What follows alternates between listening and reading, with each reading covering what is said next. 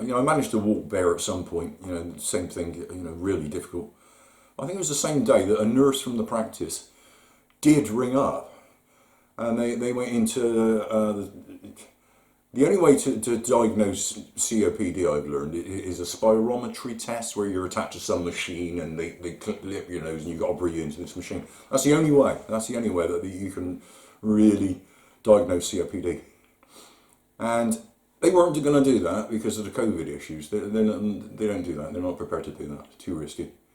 So apparently what they were going to do is make me have a peak flow meter, which is some plastic device that's supposed to indicate how much I can blow out. So this was going to be also provided on my prescription, and again I said it'll have to be Boots, 4th Street. And because of whatever day this was, it would take a couple of days to arrange all of this, so I just had to sit tight and wait for the next hurdle, which was ringing up Boots to see if my prescription's ready.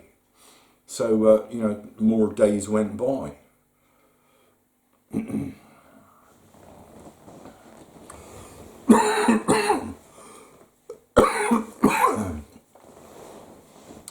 Right, the COVID test. It's been a lot in the news since, actually, but this was before all of that chaos. So innocently I thought, right, I'll be able to get some COVID test probably in Torquay or somewhere. I'll be able to drive through like you see on television. I had to go through all the website, and I went through the whole process. Again, you've got to have a mobile phone, and what do people do if they haven't got mobiles? Well, everybody has. Anyway, I went through this big, long, horrendous process on the computer, and then the bottom line was, you'll have to drive to Exeter and your appointment time will be about 7:30 in the evening or something like that. Well, quite frankly, I decided it was risky and all that, but I thought it through. I decided, well, who's benefiting from that? I live like a recluse, who's benefiting from me having to go in the car, feeling like death, not even capable really of driving a distance like that. Why am I doing that? Who am I doing that for? It's not benefiting me. So I decided not to bother. I thought, Exeter was too far, outrageous. I mean, in the news subsequently, people are getting sent to Timbuktu, aren't they? Ludicrous. How difficult can it be to give every GP surgery in the country a flipping DIY COVID test and then just dish them out like sweets, Why is that so difficult? But no, you don't do that. Can't do that. Anyway, so I decided, I'm not going to Exeter. I'm not doing that. I looked again at the website based on something a friend had said, where they'd done a DIY test by post. And after jumping through the hoops of this website, I actually got to speak to somebody where you were able to start giving details about how this could be done.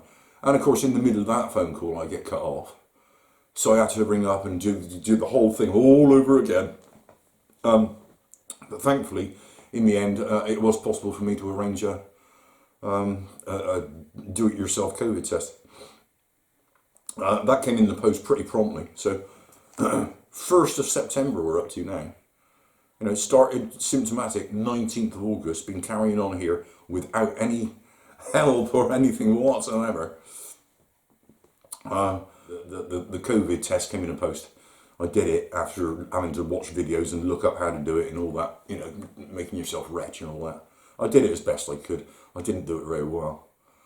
But I dispatched it. On the 3rd of September, the result was emailed to me. It was negative. So all of this agony and all of this breathlessness and all of this coughing up blood and all of that I've been going through on my own, just carrying on without any help from the doctor. They've given me flipping nothing. A negative COVID result. I was actually disappointed. I was hoping it was COVID, because at least then you'd know where you stood, So it was a negative COVID result. So what on earth is this? I got that all a little bit out of sync there with the dates, didn't I? Because the COVID test came later. Let's try that again. So I'm out of the doctor's. with this prescription that's been arranged, and I would have to wait a couple of days for them to get it all in. Right, 27th of August now, just carrying on, struggling through the days, coughing up blood, all that. Still walking dog, managing to do it. Getting a couple of hours sleep and then being really ill all throughout the night.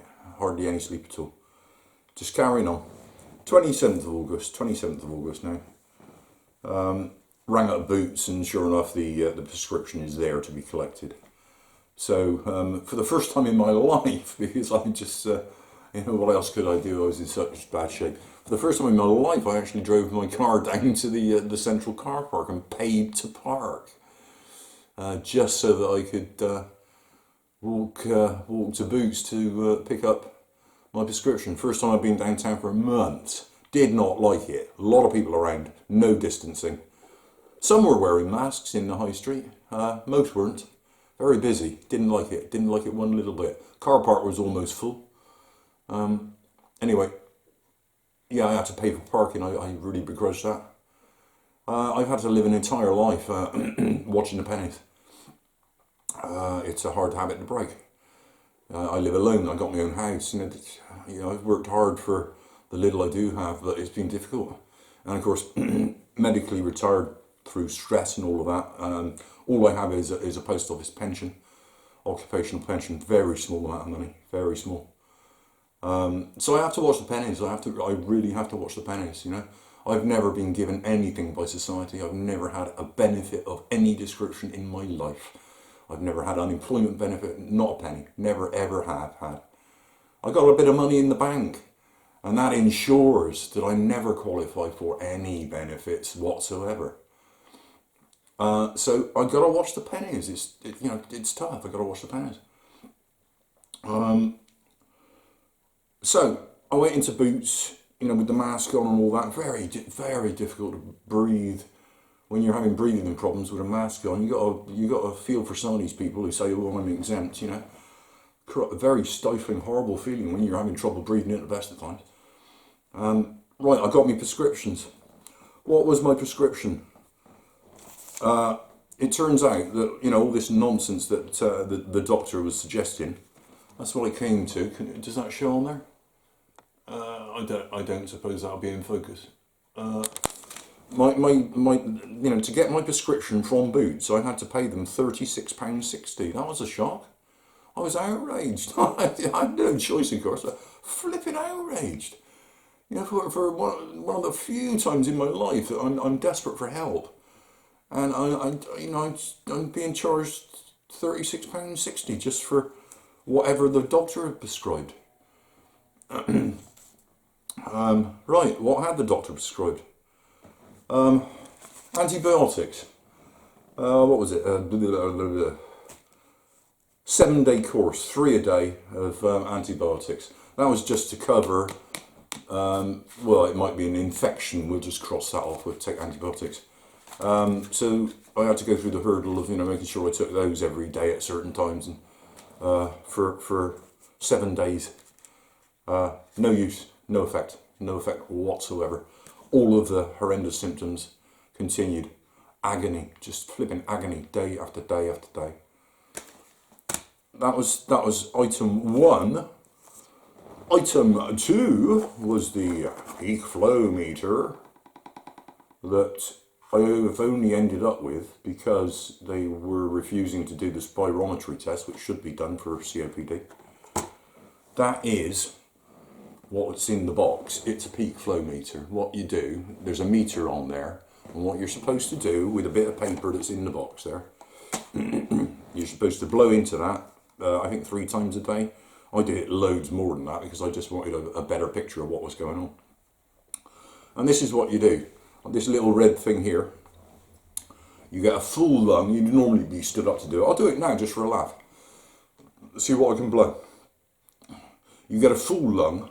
You get your teeth around this big wide tube and you blow as hard as you can to see how much that meter moves up. I'm going to do it.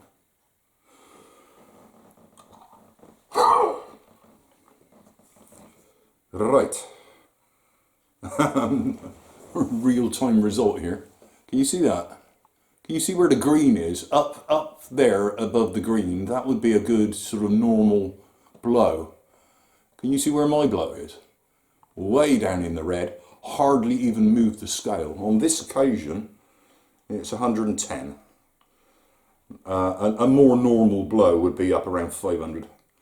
But so that was the peak flow meter that I was now a slave to. You know, and every time you do that, believe me, when you're having trouble breathing and coughing up blood and stuff, that hurts. That hurts.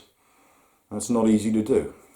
I did it loads more than I should. I was you know, recording all manner of stuff at the time. Went on for days. Did that for days and days and days at all different times, and I hardly ever blew. I think 150 was the highest I ever blew. 160 maybe. Quite often it was in just double figures, and quite often I would have difficulty actually even getting the meter to move. You know, I mean, that's like a dead person blowing, isn't it? So what a piece of junk that is. What a complete waste of space that is. That's for somebody who has asthma, who needs to be able to see how their asthma goes. That's not what I got going on here. I'm coughing up blood, for Christ's sake. So yeah, I soon pretty much realised that, you know, that showed nothing. I was wasting my flipping time doing that. Complete waste of money that was. Could have had a couple of meals for the price of that. Being a penny pincher. Having to scrimp and save all my life. Right, the other thing that I was given was a Ventolin inhaler, Evo. But not just the little thing, but two separate prescriptions for the tube here and for the inhaler thing. You know, this is all new to me, so I waited until I was really having trouble breathing at some point before I even experimented using that. Now, absolutely, it gave a short-term benefit. It made breathing easier when things were really bad. And what I thought was, oh right, that makes it easier to breathe. Maybe sometimes I'll do that before I try and sleep. I soon learned, to my cost, that that was I don't know. It just felt dangerous, quite frankly. Okay, I'd have a brief relief. I'd get to sleep. A couple of hours later, I'd be waking up, and I'd be even in worse shape. Kind of like it had opened me up, everything had collected there, and then it had closed back down again in my lungs, and that I just thought it was dangerous what was going on. So I've only done that probably a handful of times. I've not done it since. That's not for me. Okay, if things get worse and I cannot breathe, you know, I will resort back to using it if I absolutely must. But in the past, I've paid a big price every time I've tried it. Later in the day, I paid a price. So I don't like it. Don't like it. That's for asthma sufferers. That's not for whatever I'm going through here. So, in short, what am I going on about all this for? In short, £36.60. All of the tablets, all of this nonsense. Utter nonsense. Waste of space, waste of money, no help to me, not in any way really touching the symptoms and the hell, the absolute suffering hell that I was going through day after day after day. So in effect, you know, I went to the doctor, I asked for help, and my conclusion was, well, I didn't really get any. You know, I carried on with the peak flow meter thing. I carried on with that as best I could for flipping ages.